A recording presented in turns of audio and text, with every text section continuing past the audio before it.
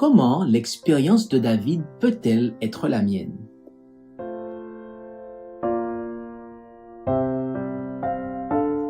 Je ferai mes délices de tes statuts. Je n'oublierai pas ta parole. Psaume 119, verset 16.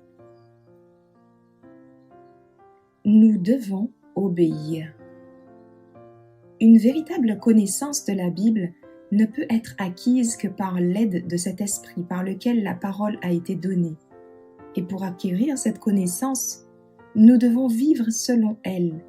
Nous devons obéir à tout ce que la parole de Dieu ordonne. Tout ce qu'elle promet, nous pouvons le revendiquer. La compréhension par la prière. La Bible ne devrait jamais être étudiée sans la prière. Seul le Saint-Esprit peut nous faire sentir l'importance des choses faciles à comprendre ou nous empêcher d'arracher les vérités difficiles à comprendre. C'est l'office des anges célestes de préparer le cœur à comprendre la parole de Dieu, de telle sorte que nous soyons charmés par sa beauté, avertis par ses avertissements, ou animés et fortifiés par ses promesses. L'unité d'intention. La compréhension de la vérité biblique ne dépend pas tant de la puissance de l'intellect mise au service de la recherche que de l'unité d'intention, de l'aspiration sincère à la justice. Méditer sur son amour. Dieu nous demande de remplir l'esprit de grandes pensées, de pensées pures. Il désire que nous méditions sur son amour et sa miséricorde, que nous étudions son œuvre merveilleuse dans le grand plan de la rédemption.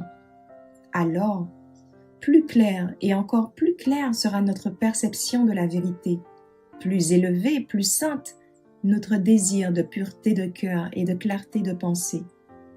L'âme, qui habite dans l'atmosphère pure de la pensée sainte, sera transformée par la communion avec Dieu à travers l'étude des Écritures. Marcher dans la lumière. Marcher continuellement dans la lumière de Dieu. Méditez jour et nuit sur son caractère. Vous verrez alors sa beauté et vous jouirez de sa bonté. Votre cœur rayonnera du sentiment de son amour. Vous serez soulevé comme si vous étiez porté par des bras éternels. Avec la puissance et la lumière que Dieu vous transmet, vous pouvez comprendre plus et accomplir plus de choses que vous n'avez jamais cru possible auparavant. Méditez sur la perfection du Sauveur. En méditant sur la perfection du Sauveur, nous désirerons être entièrement transformés et renouvelés à l'image de sa pureté. Il y aura une faim et une soif de l'âme pour devenir comme celui que nous adorons. Plus nos pensées seront tournées vers le Christ, plus nous parlerons de lui aux autres et le présenterons au monde. La période la plus solennelle de l'histoire du monde. Nous vivons la période la plus solennelle de l'histoire de ce monde. Nous devons nous humilier devant le Seigneur par le jeûne et la prière et méditer beaucoup sur sa parole, en particulier sur les scènes du jugement. Nous devons maintenant rechercher une expérience profonde et vivante de la chose de Dieu. Nous n'avons pas un instant à perdre. Des événements d'une importance vitale se déroulent autour de nous. Nous sommes sur le terrain enchanté de Satan.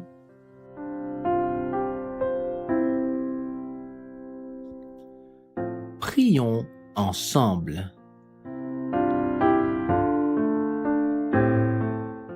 Ô Père, nous réalisons que si nous voulons vraiment la pureté du cœur, des pensées plus élevées, plus propres et plus saintes, alors nous devons méditer quotidiennement et surtout sur la vie du Christ. notre Sauveur. En le contemplant, nous serons changés, renouvelés, et notre esprit sera reprogrammé à l'image de sa pureté. Si nous ne semblons pas être capables d'avoir des pensées pures et de développer un caractère semblable à celui du Christ, alors nous devons méditer ta parole, ô Dieu. Nous devons jeûner et prier pour obtenir davantage de ton aide divine.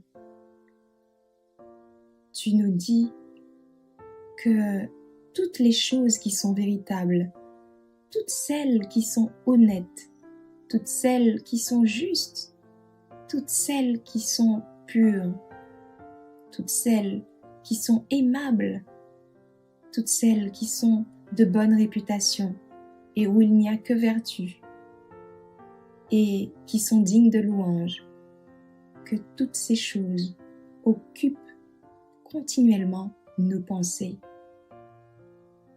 Puissions-nous, par ta grâce, Père, puissions-nous permettre à toutes ces choses d'occuper nos pensées. Ainsi, nous aurons cette vie qui reflète le caractère du Christ.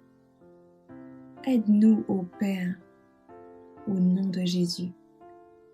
Amen.